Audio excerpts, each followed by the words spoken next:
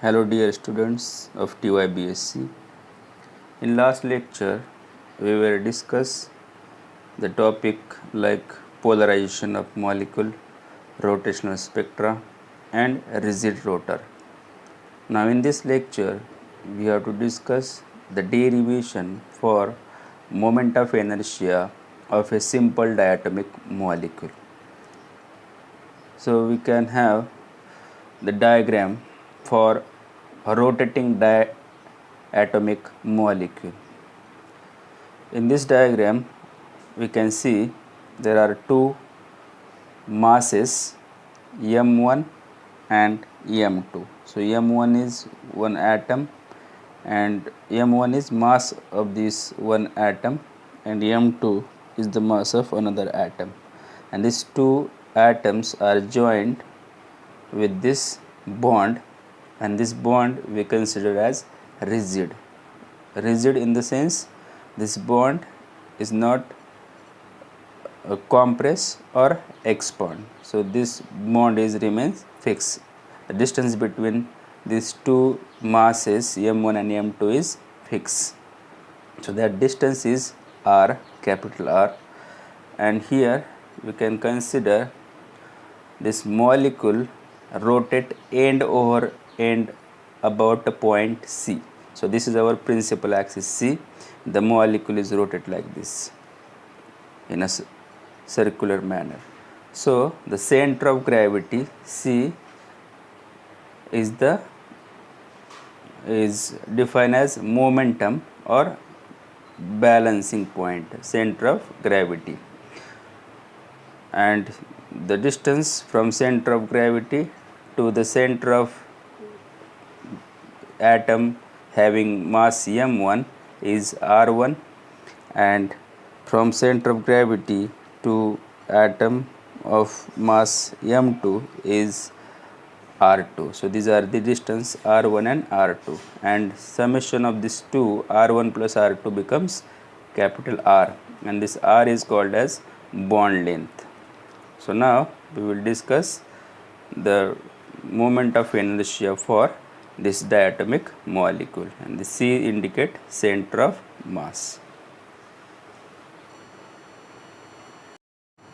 As we discussed already in the diagram that the rigid diatomic molecule having masses m1 and m2 are joined by a rigid bar, that is the bond whose length is capital R equal to R1 plus R2.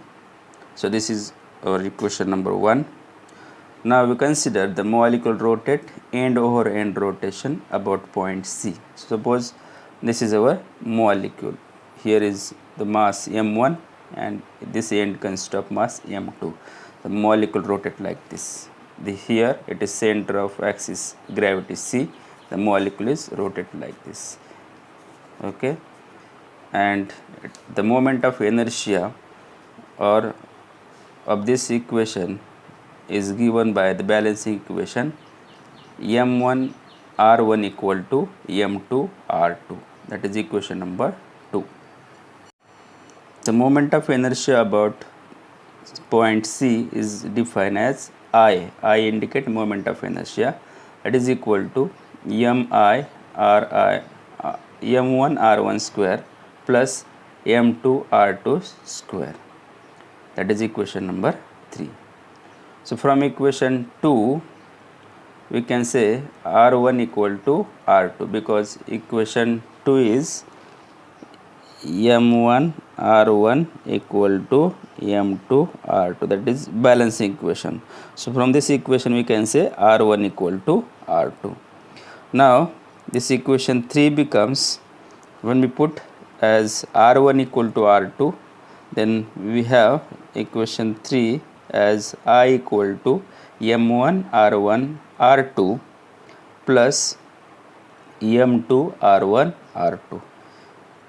What we did here in this m1 r1 square, so r1 square we can write as r1 into r1. So instead of r1 we can write here r2, because we can say r1 equal to r2.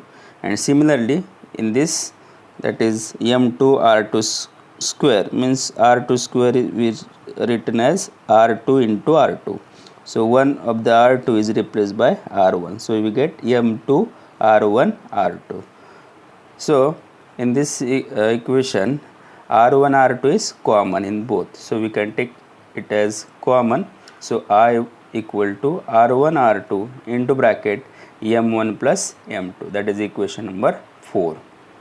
However, from equation 1 and 2, we can have m1 r1 equal to m2 r2, and the equation 1 is r equal to r1 plus r2. So r is bond length, and this total bond length is made up by r1 plus r2. So r1 is the distance from the m1 mass, atomic mass m1 to center of gravity, and r2 is the distance of atom having mass m2 to the center of gravity. So this total summation gives bond length. So from this equation we can write that r2 equal to r minus r1. So therefore instead of r2 we can put r minus r1. So in this equation, that is equation number 2. So m1 r1 equal to m2 into capital R minus r1. So this is the value of r2. Then m1 r1 equal to m2 capital R minus m2 r1, because we multiply this bracket term by using m2. So m2r minus m2 r1. So we get this equation. Now the above equation can be write as, because here r1 and r1 is common in these two terms, so we take in one side. So m1 r1 plus m2 r1 equal to m2 capital R. So capital R is bond length. Now here r1 is common. Again we take r1 as common and we get the equation m1 plus m2 in bracket into r1 equal to m2 R. And from this equation we get the value of r1. So this equation we can arrange for r1. Therefore r1 equal to m2 capital R upon m1 plus m2, this term. That is equation number 5. So now like this we get the value of r1. Similarly we can find the value for r2. So from the again the equation like r equal to r1 plus r2, that is equation number 1. From this equation we can write this equation for r1 now. So for r1 equal to capital R minus r2. Now again we put the value of r1 in equation 2. So we get m1 r1 equal to m2 r2. This is our equation. So instead of r1 we can put r minus r2. So we can write m1 into bracket r minus capital R minus r2 equal to m2 r2. Now we can multiply this bracket term with the help of m1. So m1 r minus m1 r2, that is equal to m2 r2. Now here we have r2 and in this term r2 is there. So we can take this in one side. So we can write m1 capital R equal to m2 r2. So this minus term becomes plus when we take this side of this equal sign. So we get m1 plus m1 r2. So now here r2 is common in this both the terms. So we can take it as common. So we can write m1 r equal to m1 plus m2 into bracket r2. So therefore we can have the value of r2 equal to m1 capital R divided by m1 plus m2. So this term. So now we get equation number 6. Now we get both the values, that is for r1 and r2. This equation r2 equal to m1 r upon m1 plus m2, that is equation number 6. Now we get both the values of R1 and R2. Now we substitute these values of R1 and R2 in equation 4. So equation 4 is I equal to R1 R2 into bracket M1 plus M2. Now we can have the values of R1 and R2. So we can put the values in this equation. So we get I equal to, so this is the value of R1 and this is the value of R2. So R1 is M2 capital R upon M1 plus M2 into another bracket M1 capital R upon M1 plus M2 into M1 plus M2, that is exist in equation number 4. So now we can multiply these two brackets. So we get I equal to M1 M2 R square upon M1 plus M2 square, because our base is same for these two, into M1 plus M2. So this M1 plus M2 is as it is.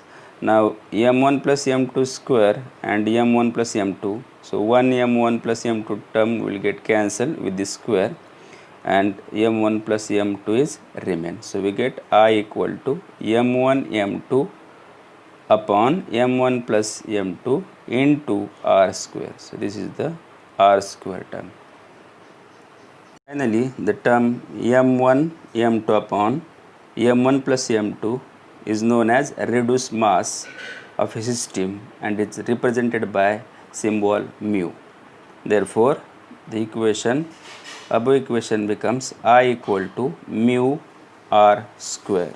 So this mu is reduced mass and R is the bond distance. So square of bond distance R into reduced mass, that gives moment of inertia for diatomic molecule. So this is equation number 7, and this equation is useful in calculating the moment of inertia I of the simple diatomic molecule, where intermolecular distance capital R and respective masses of the two atoms are known, means M1 and M2. Thank you.